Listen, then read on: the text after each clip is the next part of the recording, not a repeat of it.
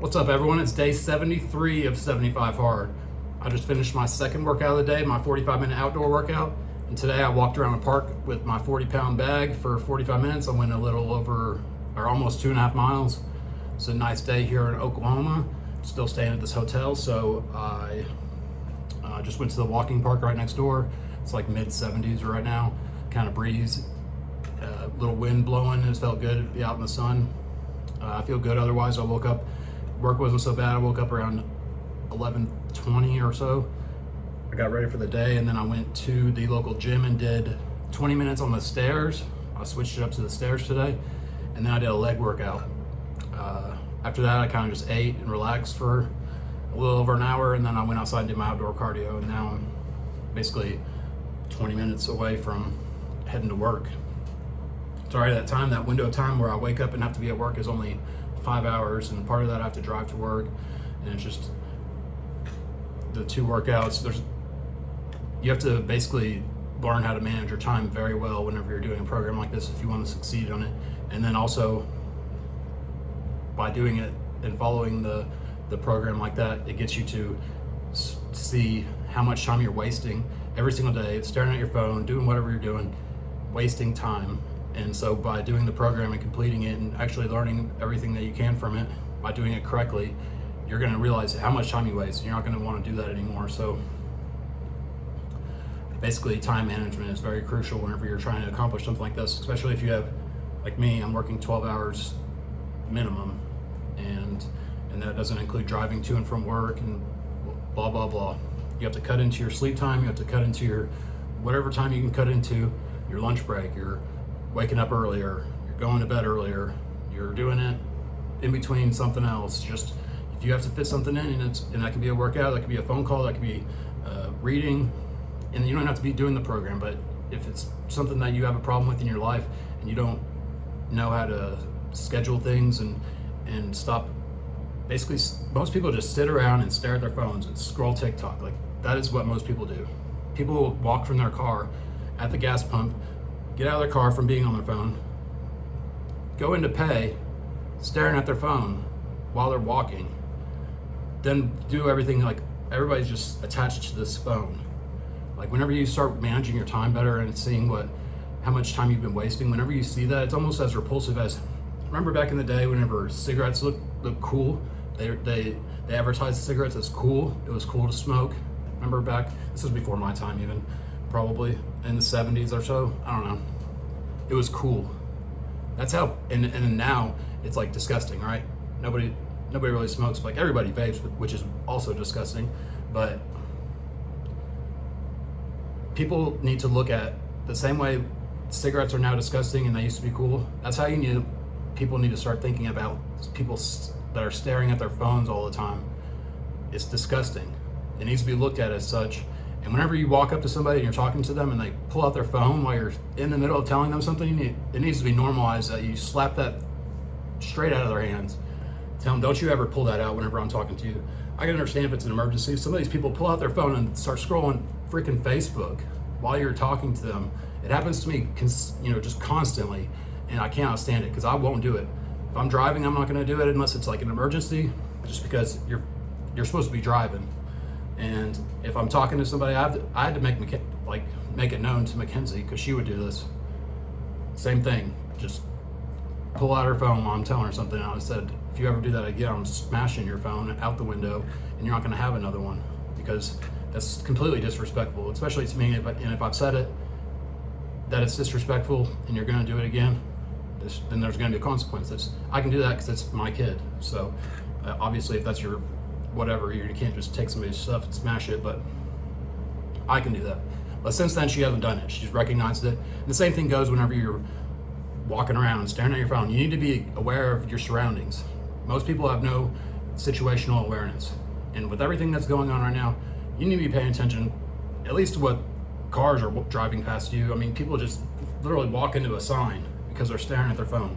So anyways, I've got on a little rant because it makes me so mad when somebody does that. And I'm sure you can relate. But obviously there's times and places and there's emergencies, and I'm not saying anything like that, but what I'm talking about is when people do it and they're scrolling their Facebook feed, and I'm just like, I'm talking, but so even me, they'll disrespect me like that. But I let it be known. You need to put that away while you're talking to me. If I'm telling you a story, I'm just not going to talk to you anymore, and I'm going to talk to you like ever again. So that's how I am. But anyways, like I said, got on a little rant because it makes me so mad. But whenever you manage your time better and see how much you've been wasting it doing things that don't benefit you and don't put you closer to your goal, you want to stop doing those things immediately, and then you'll realize all the things that you can do to put you closer to your goal. And doing the program of 75 Hard forces you to do that, because you can't put off doing a 45-minute workout. You can't put off doing an outdoor 45-minute workout. I mean, you can only put it off for so long. Eventually you're going to have to go to sleep. And if you haven't done those yet, and you're trying to do the program correctly, you can't do them back to back, the workouts. So one of them had to be spread apart from the other. And if you don't manage your time correctly, I mean, even if you get on a treadmill and start doing some cardio or ride a bike or whatever, a stationary bike, and that's when you're going to be looking at your phone and doing your things or whatever, that's different. If you're just sitting around wasting time, not doing anything to progress you, if you're using your phone to learn how to develop something or build a business or learn a language or whatever the case, learn crypto, learn stocks, you're making money, that's not what I'm talking about. I'm talking about the disrespect that comes when, like I said, you get on somebody's getting on their social media or TikTok and scrolling.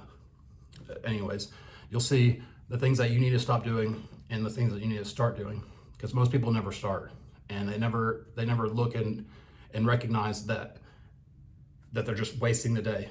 And then they never notice that, and then life passes them by, and then they're old, and then all they can feel is regret. And so if you can recognize that earlier in your life and know that it will come, and know that everybody that's old has their biggest regret as being the time they didn't spend with their kids, or the chances that they didn't take and the choices that they didn't make. When you know that that's what people say that are dying and close to their death age, and you're mid-30s like me, 20s, whatever, 40s, 50s, it doesn't even matter. If you know that that's what people say is their biggest regret, you can correct yourself from having that regret. And that's why you see me doing literally anything I can and above and beyond for Mackenzie, because that's the most important thing to me. It'll always be the most important thing to me. Nothing's going to come between that. Not some amount of money, not somebody, nothing. So that's just the way I am, because of the situation I grew up with. No dad. My dad didn't give a fuck about me. He didn't ever give a fuck about me. Still doesn't. We lived in the same house for 17 years, and I talked to him. I talked more in this video for 8 minutes than I ever talked to him my whole life. Just a drunk, piece of shit, abusive, just loser. Loser of a guy, 5 kids, loser. Anyways, so I know what that felt like, to not have the person I needed whenever I was growing up. So I became the person that I wish I had, and I gave that to her. And I'm going to continue to lead the example. Doing some program like this is one way.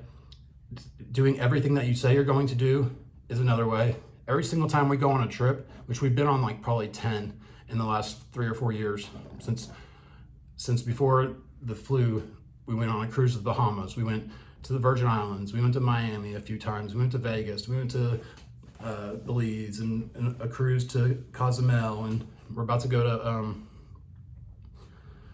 Cabo on another cruise. All these times we go on these places, while we're on the trip, where should we go next? And to me, it always has to be a one-up, like somewhere better, somewhere we haven't been, somewhere crazy. Like we went to Puerto Rico, we went to Hawaii, all these different places. So this one we just picked something different, somewhere new. And the next time, we've already even talked about it. I know I'm going to take her to Dubai the next time we go somewhere after this Christmas trip, just because that's what I want to do. I want to go, and I want her to go. So that's what we're going to do. But we talk about it, we make the plan, and that has to always be in your mindset. If you say you're going to do it, you tell somebody else that you're going to do it, even if it's just yourself that you tell, you need to be, cognizant that you need to keep that reputation with yourself and with the other people. And to me, if you don't keep that word, and you're the type of person that always breaks that bond and can't do what they say they're going to do, especially for your kids, they're going to see through that. They're going to see, what are they going to say about you? They're going to say, dad was good, but he just never did what he said he was going to do. Is that going to be you? Is that what your kid's going to say? Because I know mine's going to say, dad was always there and dad always did what he said he was going to do. That's what I'm going to make sure my kid says.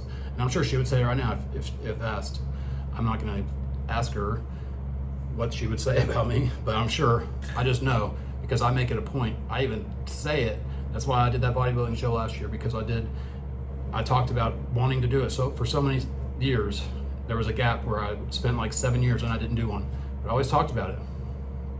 And then I dieted with 75 hard, and I was like, all right, I'll do it. And then after that one, I was like, well, I didn't really prepare very well because I was drinking a lot before that 75 hard even started. So let me do one next year and do like a 1 year comparison. By now, I don't really want to do it because I would rather work and not spend the money on that, because that's going to add up. That's, I don't know, probably $1,000, $1,500 to pay for a hotel and to register and to tan, and maybe probably just like $1,000. But either way, it depends on which hotel I pick. The host hotel at the place is like $500 a night, and it's just in Arlington, right next to like the Texas Rangers baseball stadium or the Dallas Cowboys football stadium or Six Flags. They want $500 a night for the host hotel. That's unbelievable. I wouldn't pay that, and so even $200 or $300 a night's like, I didn't want to have to do it.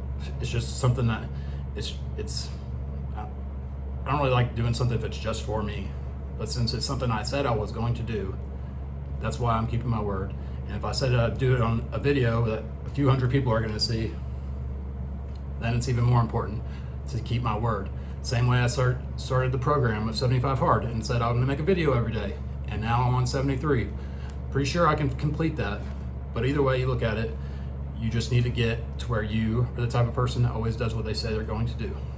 And keeping that reputation with yourself is the most important thing. Doing the program like 75 hard is the best way to correct yourself if you are falling off and you haven't been that type of person that holds their word. But you can learn all about 75 hard on episode 208 on the Real AF podcast with Andy Frisella. It explains everything about the Live Hard and the 75 hard program, and I suggest you pick a book and a diet, and you can start tomorrow, because you've already wasted enough time thinking about it.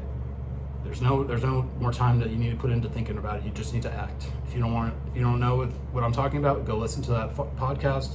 If you've seen everything you need to know about it and you're just waiting, you just need to stop waiting. The holidays don't matter. You can do it through the holidays. Maybe the holidays matter to you. You don't have to eat like a piece of crap for those holidays. You can eat turkey on Thanksgiving. You can eat ham on Christmas, or whatever you have. You can just portion it and not have the gravy and the pies and all that crap. You can manage to not get drunk on the holidays. That's just something that you have to pass up this time, because if you want to get to where you want to be living the life that you imagine for yourself, you have to give up some things and make some sacrifices, which really ultimately are not sacrifices that you're taking. It's more of like a gift to yourself. You're gifting yourself, because the things that you're giving up are detrimental anyways. You don't need to be drinking. You don't need to be wasting time. You don't need to be out partying and celebrating what? What are you celebrating? Every few days you go out and you drink and you do this stuff with your friends. Yeah, it's nice to hang out with friends and be social, but what exactly are you celebrating? Because if you're not living up to the life that you imagine for yourself, you should be grinding and getting closer to that life, not out celebrating nothing. So anyways, I'm ranting and I gotta get ready. I gotta change pretty much and go. So basically, learn how to manage your time better. Don't stare at your phone whenever somebody comes up to you and starts talking to you. And I'll be back tomorrow for day 74. Peace.